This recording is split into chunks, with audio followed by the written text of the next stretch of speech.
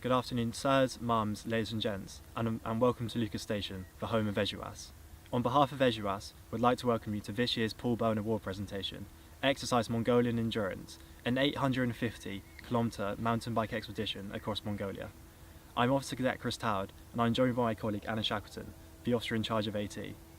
Anna has advocated and organised adventurous training for the past year on squadron, a task Anna has a genetic predisposition for, thanks to her ancestry, which traces her right back to legendary polar explorer Sir Ernest Shackleton. Good afternoon, this is my colleague Chris, and he's only in his first year on squadron and has already immersed himself totally in the squadron spirit. Just one example is his huge effort in this proposal for the Paul Bowen Award. You have received our initial proposal of Exercise Mongolian Endurance. Since then, a large amount of research and development has taken place, and the proposal now stands at an 850-kilometre journey for 16 days throughout the central belt of Mongolia. Our journey starts in Edinburgh, where we fly to the northern capital of Mongolia, Ulaanbaatar. On arrival, students will embark on one of the most critical phases of the expedition. This will require students to source, prepare and organise the numerous resources required to sustain this expedition for its duration in one of the world's harshest and most dynamic environments. We will purchase food, both dry and perishable, which will provide the caloric intake required to sustain individuals during this most demanding of expeditions. Once purchased, the supplies will be weighed, broken down and packaged to ensure its effective utilisation during the expedition. A full inventory check of all equipment will also be carried out at this point to ensure serviceability and readiness. Due to limitations of cargo space on internal flights, a local company will be utilised to shuttle the bikes to the start point in De La Zanagad. Phase 1, which is days 1, 2 and 3, involves personnel biking 215 kilometres west through the Girvan Saikal mountain range across Great Gobi Plains towards the famous Conga and El sand dunes, otherwise known as the Singing Dunes by locals, famous for their height and hum. The rocky landscape and sandy terrain will add an extra element of challenge, requiring personnel to have strong mental and physical robustness. The following 340 kilometres will make up Phase 2 of the expedition, over days 4, 5, 6 and 7. We will bike through the Artsbogs mountain range, which separates the Gobi Desert from Mongolia's arid, grassy plains.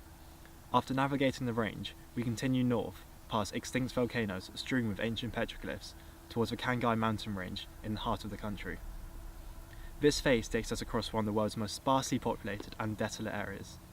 Student leadership, teamwork and astute navigational skills will be essential to success in this environment.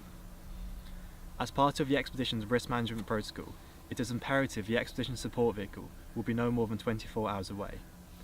My colleague will discuss this in greater depth when we cover risk management later in the presentation. Upon reaching the Khangai, we begin our penultimate stage, a 4-day 180-kilometre crossing of the range to reach the Orkhon River Valley. Students will be faced with navigating and overcoming strikingly different terrain to the previous 2 phases, though no less challenging. We will no longer encounter vast desert plains, but grassy valleys, rivers, lakes and undulating slopes. Depending on where we camp, there will hopefully be an opportunity to interact and immerse ourselves in the local culture.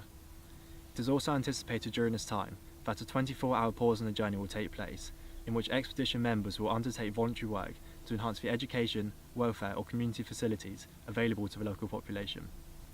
We are still in the very early stages of identifying the appropriate opportunity for this to take place. With the expedition having now completed over 730 kilometres, we enter our final phase, a 2-day 120-kilometre cycle down the Orkhon River Valley. This environment is scattered with waterfalls, volcanic rocks and ancient burial mounds. We arrive in Kokhorin on day 13, Mongolia's ancient capital.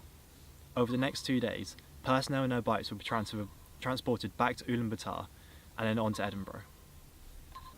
The remote nature of the location requires us to be entirely self-sufficient during the expedition.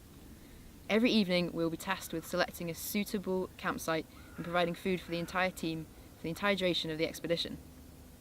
From lessons we've learnt on previous expeditions, we know that this is one of the most challenging elements and will be fundamental to the success of the expedition.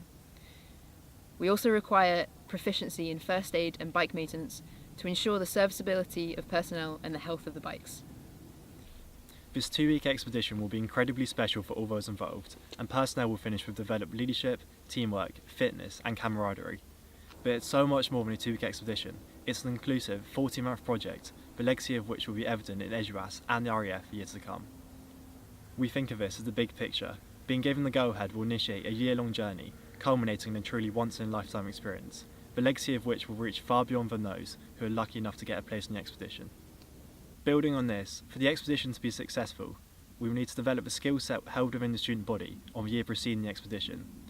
This will consist of growth in the following areas: mountain bike training, first aid competencies, bike maintenance, and sustainable outdoor living practices.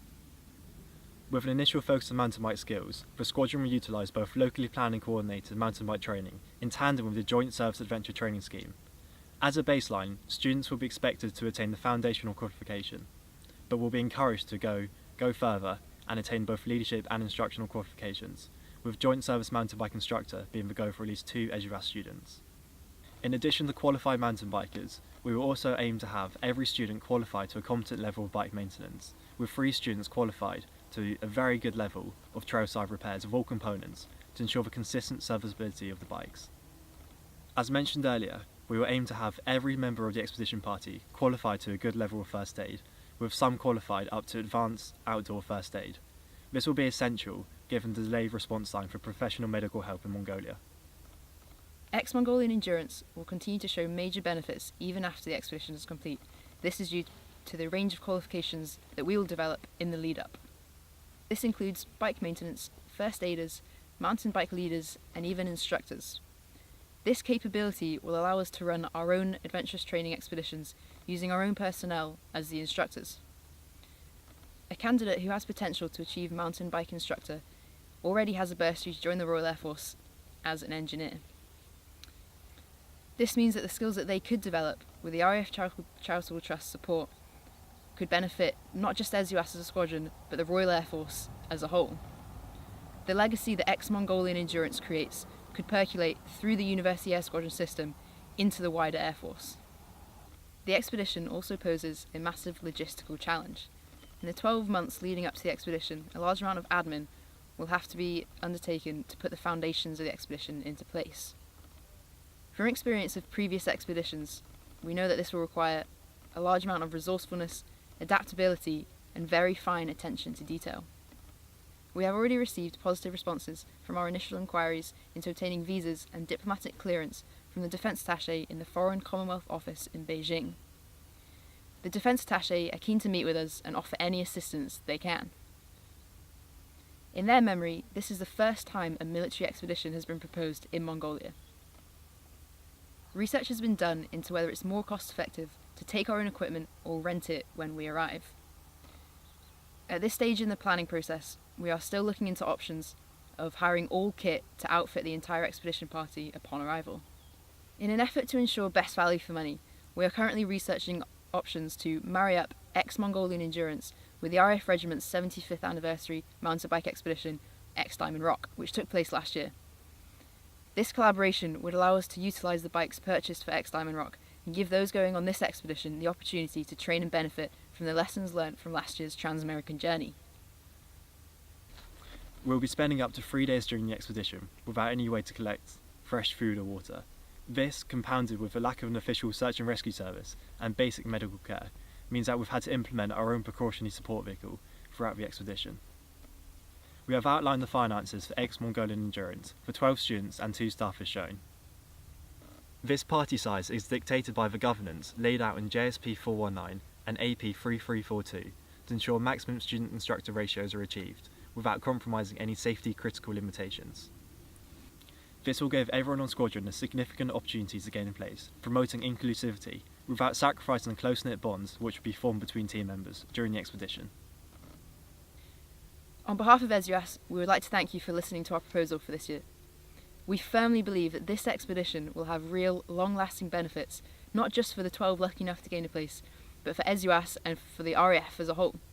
It will leave behind 12 highly skilled and qualified mountain bike leaders and instructors who can take on future expeditions for the squadron. We look forward to talking to you, answering any questions you may have, and clarifying any points.